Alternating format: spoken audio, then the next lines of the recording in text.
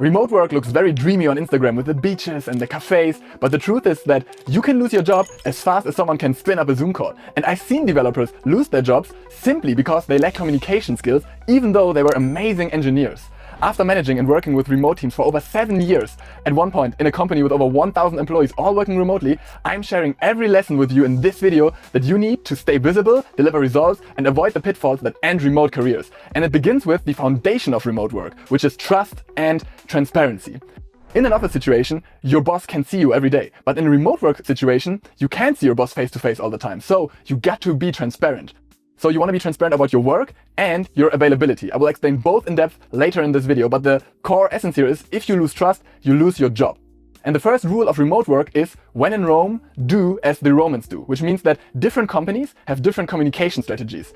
And I'm going to be sharing my insights here in this video, but you want to stick to your communication guidelines of your company and your Slack etiquette if anything differs. However, this video will give you useful defaults that you can use to adjust your attitude and maybe to suggest things in your company. And when you start remote work, the first thing that you do is you want to find documentation of your company, how they're doing things. So ask your coworkers or search in company wikis. Sometimes it's also part of your onboarding process, and then follow those SOPs. And during your onboarding process, if there's anything that you needed to do to set up, any account you needed to set up, any access that you needed that was not documented in those SOPs, which means standard operating procedures, by the way. So if there's anything that you needed to do that was not thoroughly documented, then just amend those SOPs and leave them better than you found them so that your future teammates have it easier when they onboard to your company.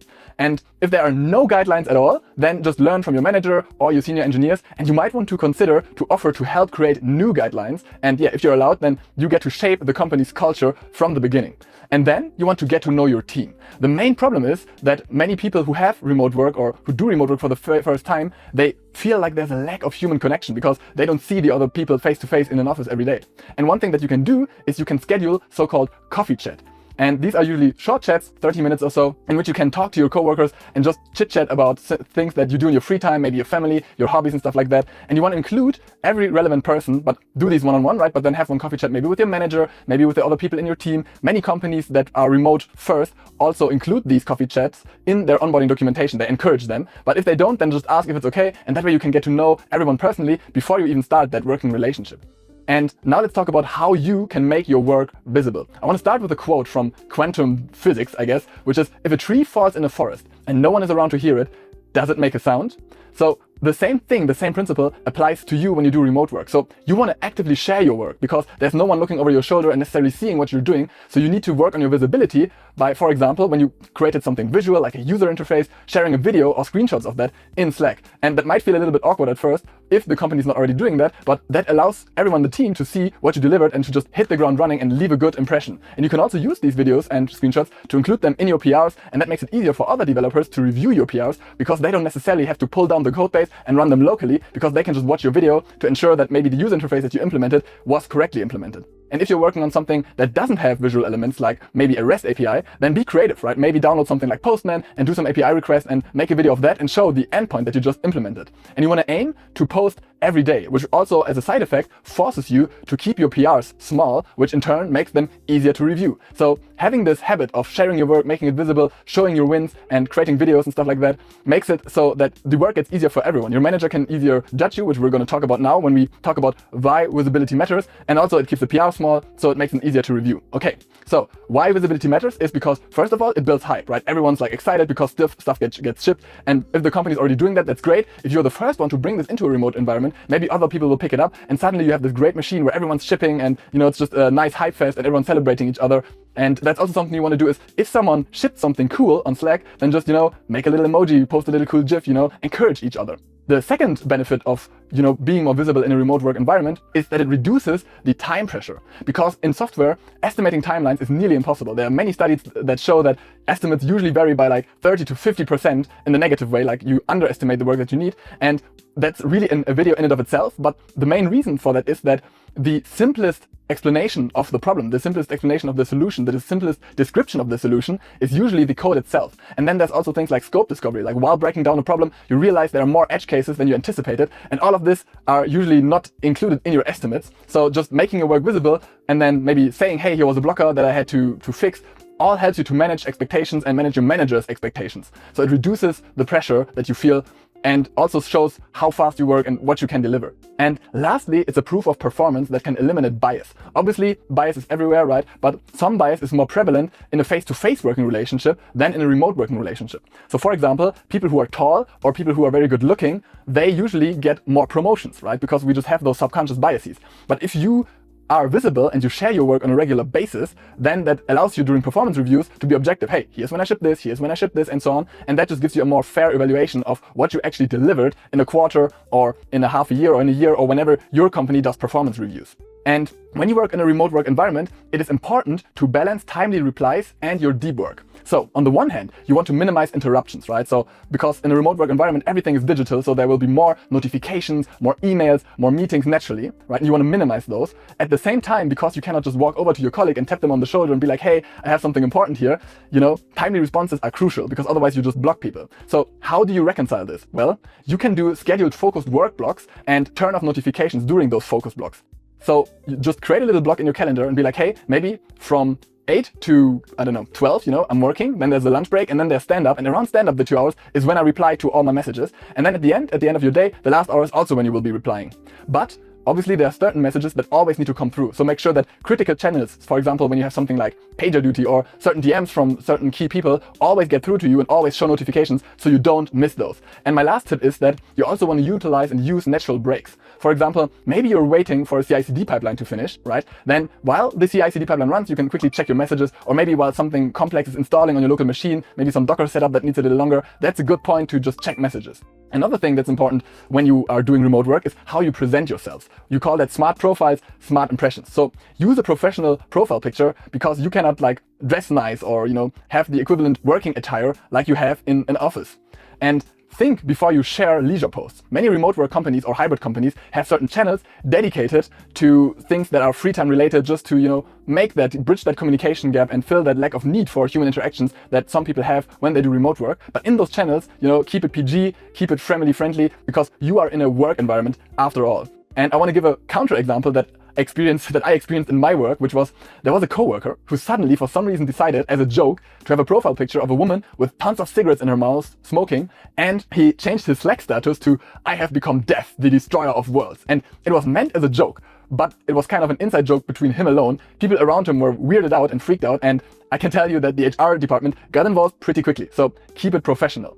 Another important thing is that you want to communicate your availability and absences. So share your working hours and time zone when you first onboard into a remote company. So for example, let's say you work in the Eastern time zone, then tell your team, hey, usually I work from 8 to 12, then 12 to 1 I take lunch, and then I work from 1 to 5. And then everyone knows when they can expect you to be online. And if you have any absences, you want to communicate those proactively. For example, if you need to run an errand, or if there's a medical emergency, or if you need sick leave, then try to communicate that before you, have that emergency. Obviously, emergencies are not always anticipatable, right? But in general, you have those 10 minutes to be like, oh fuck, my cat's sick, I need to bring the cat to the animal doctor, I don't know the English word. But you want to communicate that clearly and in advance. And then once you are done with your errand, your emergency or whatever, also plan when you catch up. So maybe you're like, hey, I really need to go to this lawyer meeting in the morning, but I'm going to catch up on time in the evening. And then everyone knows, okay, your work will get done. And that just shows a proactive nature and that you care about your work. Some companies allow you to choose your own working hours. So only do that if they allow you to choose your own working hours, right? If they expect you to be online at certain times, follow those company guidelines.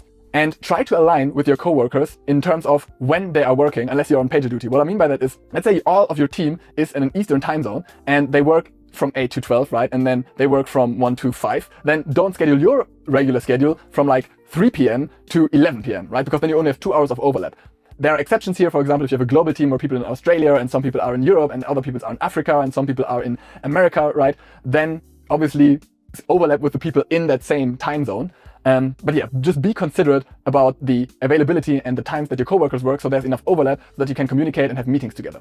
Also, announce any vacations early, right? So give a heads up at least 2-3 months before you do them when you book the vacations with the HR department and let your team know. And then also a couple of days before you go on vacation, either async or in stand-up, let your team know, hey, I'm going to go on vacation. And then you want to close or delegate any task that you have. So either try to finish all of your tasks so that your backlog is empty, or if there are some tasks that are too big and that you're not going to get done before you go on vacation, delegate those tasks to your coworkers. And if coworkers need to delegate tasks because they go on vacation, pay it forward, right? Pick up others' work and volunteer to get their stuff done.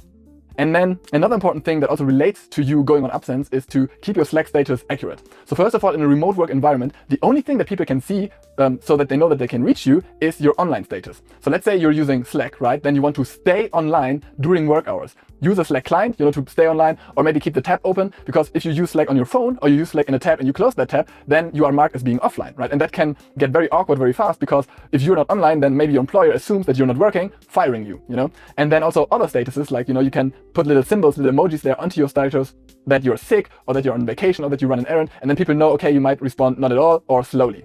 Additionally, talking about Slack, but this also applies to other communication platforms like Teams or something like that, you want to use threads. So if there's a channel, don't just reply in the channel, reply in the thread of the message that you're replying to, because otherwise, if there are multiple conversations going on at the same time, no one can tell what you are even talking about or who you are addressing. And then in that thread, if someone maybe sent a long message, then use the little crocodile icon to quote specific points, and so people know what you are replying to specifically, right? You also want to reply to all mentions, because it's always awkward if someone tagged you and they don't get a reaction from you. And if there's a message that you don't need to reply to, then at least give a thumbs up or something, because Slack doesn't have read receipts, so that they know that you've read the message. You can also use other emojis to communicate other things. For example, you can use a little green checkmark icon for saying, hey, I've reviewed this PR and I approved it, or maybe put the speech bubble there to tell them, hey, I left some comments, and that just makes the communication a lot more smooth. Also, it's important to ask questions in public channels. So remote work is especially prone to knowledge silos, because too often people just communicate in DMs and then that knowledge doesn't spread around the team. So you want to avoid asking questions in DMs, and instead don't shy away from asking questions in public, because then everyone can learn, because there are maybe other people who have the same question that you might have, right? And also people sometimes shy away from asking questions in public and just DM the senior engineer or the manager or the tech lead or whatever, because they think, oh, if I ask too many questions, that will look junior. But I can assure you, top managers work the other way. The best managers that we work with React Squad, we hire out senior engineers, right? And they are usually very excited, because our engineers ask a lot of questions in the beginning, and then they also ask deeper questions, which tells the managers, okay, the person is getting deeper and deeper into the code base. So if you're a junior engineer that equated, okay, asking questions with, oh, I'm showing that I don't know much, change that mindset. You want to ask a lot of questions, because asking good questions and asking deep questions shows that you get deep into the code base. And then a little point that is just a minor pet peeve of mine, but I think it's a very important point, is send links, not instructions to search. By that, I mean, never say, for example, when someone asks you, hey, where I can find this, where can I find this thing? Don't say it's in Notion or it's in GitHub, right? If you know where something is, take the time to go there, grab the link and post the link directly, so that your coworker only needs to click the link to get to that resource. This is especially important when multiple people need the same information. Think about it. If you just say, hey, it's in Notion, now you have 4 or 5 people who all need to look up this information in Notion. Whereas if you just send the link, they can just click it, right? So you save a ton of time. This effect multiplies the more people are involved in the communication. Now, some companies require you to create EOD messages, end of day messages. And here's how you can craft effective EOD messages. There are a couple of questions that your EOD messages should answer. First, how long will your work take? So provide a rough estimate how much the work that is still left over from the things that you're working on will take. Obviously, we said earlier that providing estimates is hard, but this just gives a general feeling to your team and to your manager how long you should or you plan on to be working on this next thing. And if it takes longer, people can help you, or maybe your manager, you can talk about your manager, why you were blocked and why the task takes longer. And that just helps everyone judge their own work. The next thing is you want to answer the question, is your message clear and easy to understand? For example, you might be working with non-technical people. If you're a freelancer or you're working in an agency, then some of the clients might be non-technical. So you want to break down the things that you're working on in easy languages. And again, use things like screenshots and screen recordings to supplement what you're saying. Another thing is that you want to have proper grammar. You might be able to tell that I'm not a native English speaker, I'm giving my best here. But the thing is, in text messages, you can, for example, use ChatGPT to quickly have ChatGPT or another LLM, if you like different LLMs, right, correct the grammar and the spelling of your message, which makes it easier to understand. And the third question is, do you need anything from your team or your stakeholders? If that's the case, then clearly state what you need so they can unblock you fast. The fourth question is, what's the current state of your work? There you can share any progress, any wins, the videos that we talked about earlier, so that everyone knows where you're at. And the fifth question is, how good is the result? So is the result correct and does it meet the acceptance criteria? This is also a question for yourself, because over time, you might get corrected. Maybe the PM will say, hey, actually the acceptance criteria was wrong, and that helps you to refine your skills of understanding the functional requirements of your product. Now, another thing that some companies have is time tracking, which just means to write down when you did what. That's, for example, also some companies that, do time tracking just to mitigate trust, or to create trust. But also there are companies like agencies that need you to do time tracking so that they can bill their clients for the work that you did, right? And a tip there is that you want to have a notepad at your desk and write down what you do when you're doing it. Obviously don't write down every line of code, but write down, hey, 1 p.m. to 2 p.m. I worked on this feature, I implemented these tests, whatever, right? Or DM yourself with the DMs with yourself in Slack and keep a log there. And then at the end of your day, you want to have an alarm in your phone that rings so that you can then take those notes that you took and consolidate them into your time tracking. And then also, because you can see on your notes when you wrote them down, right? Or when you send messages to yourself, you can see the timestamps. You can exactly say, hey, I worked this long here and this long here, and this took me this long. And you always want to log the actual blocks that you worked. So for example, no one works 8 hours straight. And if you don't write down what you worked on and when you worked on this stuff, then you try to remember at the end of your day and your mind is already blurry because, I mean, you've worked for 8 hours. So of course your brain is a little drained, and then it will just become one big blob. And that just reflects poorly, because that could also be like seen as you trying to cheat the system or cheat your client or whatever. Then you want to balance the tool use. So for example, in remote work, lots of the communication needs to be done via tools. You know, Slack for direct messages, maybe Notions for company wikis and asynchronous communication. And then you have like Google Meet or Zoom for synchronous video calls, right? And you want to avoid tool overload, which means that if you are in charge of picking these tools, then make sure that you limit them. And if there are too many tools and you're not in charge, then ask the people in charge and give suggestions like, hey, you know, we could consolidate all of this workflow using these tools. And if someone, you know, doesn't reply to you, never assume that they ignore you. Instead, people might have just missed your messages, especially if there are too many tools. Maybe you reply to a comment in GitHub and they don't reply. Don't assume malicious intent. Instead, just tell them like, hey, by the way, I left a comment here on GitHub. I'm still awaiting your reply. And also encourage coworkers to do the same with you in case that you missed something. You also want to utilize your calendar. In a remote work environment, your calendar is your friend. So keep your calendar up to date, you know, with your vacations and any other status effects that might affect your work. Decline meetings if you can't attend, and obviously write people why you can't attend, you know. Write in a public channel, hey, I'm going to miss this meeting because of this and this and this reason. And when you need to decline a meeting, then reschedule the meeting, right? If you are crucial to the meeting, otherwise the meeting can just commence without you. But reschedule meetings and be proactive about that, especially if it's last minute, you know. And if you have your calendar in order and your coworkers have your calendar in order, then you can use features like find a time. So if you need to schedule a meeting, then you can see in the calendars who is available and use the find a time feature to find slots where everyone can attend the meeting. And last tip is, when you create a meeting, give permissions for people to invite more people if they need to invite more people and they think other people will benefit from the meeting, to change the agenda, and even to change the time slot. And that just makes it so that you are not everyone's secretary, right? So when you create a meeting and you don't check the box that lets others edit the meeting, then what happens is if someone needs a change, they need to message you. And that just wastes your time. So give people that agency and that responsibility to change things about the meeting. Talking about meetings, let's talk about stand-up best practices. So in generally, these tips are the same as in person as in a remote working environment, but you want to answer 3 questions when you are doing a stand-up. First of all, what did you work on before your current task? So you can let people know maybe what you finished. Then, what is the current ticket that you're working on and what is its state? And lastly, what do you plan to pick up next? And that just helps to avoid conflicts in case multiple people want to take up the same ticket, right? Then you can say like, hey, you know, you should take it and I'm going to take this ticket instead. Also, it's super important that in a remote work environment, you take meetings seriously, right? Be prepared. Set an alarm a couple of minutes before so you are on time, and write down the thoughts that you want to bring into the meeting. Maybe there's an agenda that was shared before the meeting. Write down your thoughts, add them maybe to the agenda, and that just streamlines the meeting so much more. And yeah, I just said it earlier, but you want to be punctual, be on time, because it is just a sign of disrespect to not show up to meetings at the proper time. And it could even be interpreted that you didn't do your work. Obviously, sometimes as a developer, you are in a tunnel, right? And you just miss the meeting, and it doesn't happen so much in office settings because everyone's getting up from their desk and moving to the conference room. So you will likely be like, oh, fuck yeah, there's a meeting. I forgot about it. Let me go there too. But the thing is, in a remote work environment, if you're in a tunnel, you need to get, you know, sucked out of the tunnel so that you can attend the meeting. So set alarms, set notifications, whatever you need, but be on time, and ideally join the meeting 1 or 2 minutes earlier, have a chit chat with the other people that are earlier, and then the meeting can start on time. Because think about this, let's say there's a meeting with 5 people, right? And you are 5 minutes late. Now you've wasted 20 minutes of time, or yeah, 4 times 5, 20 minutes of time, just by you being 5 minutes late, because the other people might not be able to start the meeting without you. So be mindful of people's time, which means be on time. And keep your camera on and pay attention. It's super tempting to just, you know, go on YouTube, go on Twitter and zone out, but then you get called out, right? Or maybe you miss some crucial information and suddenly you're underperforming. And again, that can lead to you getting fired. And if you feel fatigued from too many meetings, then just talk to your manager, you know, and maybe they can shorten meetings or they can batch meetings more together, or maybe some meetings can be replaced through asynchronous processes. Now I want to share with you my personal checklist on how you can run efficient meetings if you are in charge of the meetings. So you want to have a clear agenda that you share in advance with everyone. You also want to batch meetings. I talked about that earlier, right? But meetings are interruptions to the flow of people, and you want to minimize interruptions. So try to have all of the meetings in one block together, maybe at the mid of the day or at the end of the day, instead of having one meeting at the start, one meeting in the middle, and one meeting at the end.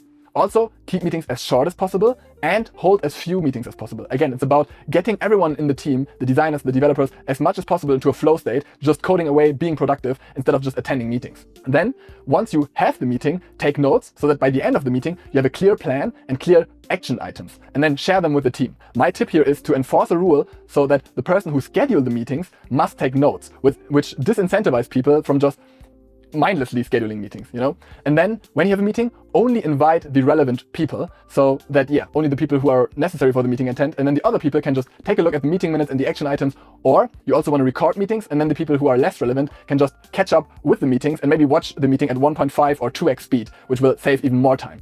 And lastly, this is my favorite rule, allow people to drop out of meetings if they feel that they are irrelevant or that the meeting is irrelevant to them. And if you do this, this might seem a little bit rude in the beginning, but if you really train your employees and train your team and allow your team to just drop out of meetings, then you will get an honest feedback which meetings were truly relevant for the people and which things should have been sorted out asynchronously instead. For remote work, you also need to gear up, so good equipment is crucial. By that I mean like a fast computer, a good chair, a good desk, a fast internet connection, a stable internet connection, a camera, a good microphone, some good lighting, right? Because these things, again, we talked about biases in the beginning. How you present yourself also affects on a subconscious level a little bit your performance. I know it shouldn't, and obviously as a manager you should strive to make the evaluations of your employees as objective as possible, but just a good setting plays a big role. And many companies provide you with this equipment, which is great, but if the company is too poor or not there yet because it's a startup or whatever, right, then it's worth for you to invest in these things yourself, especially things like a good chair, because it can do so much to your posture and affect your health long term. If you're sitting a lot at a desk, right, a good chair really increases and decreases pain in your life and increases the health throughout your lifespan. The last but most important concept is to be high agency. This concept applies to both remote and in-person work, and it boils down to making it easy for others to work with you. The key is to ask better questions and, if possible, answer them by taking action or getting answers. Joshua Graham defines high agency as someone's ability to dig into a problem, break complex things down into simpler things, troubleshoot, test theories, and then know when to ask questions and when to just dive right in. Find out what your situation needs. What questions do your coworkers need answered to understand what you're trying to say or what you're doing? Which functional requirements does this feature fulfill? What edge cases does this code need to handle? Which edge cases do the current requirements miss, right? I'm sure you can think about your current situation and come up with more questions like these that you need to ask right now but haven't thought of until now. You might answer some of these questions yourself, maybe in code or maybe in your head. Others are meant to be asked to your team in public.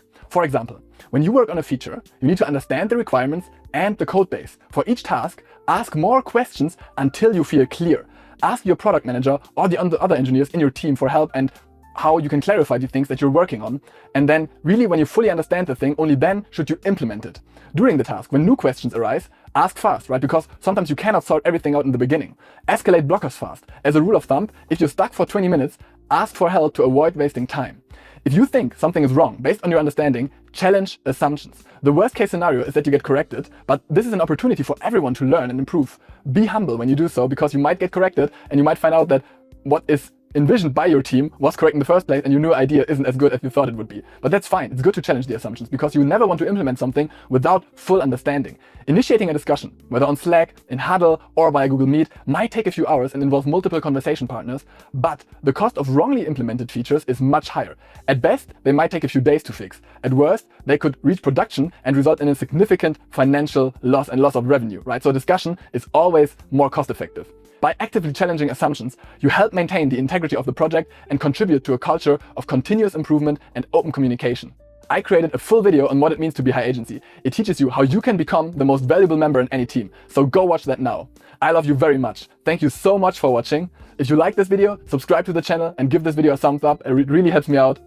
And then go watch the video, become the most valuable member in any team. Peace.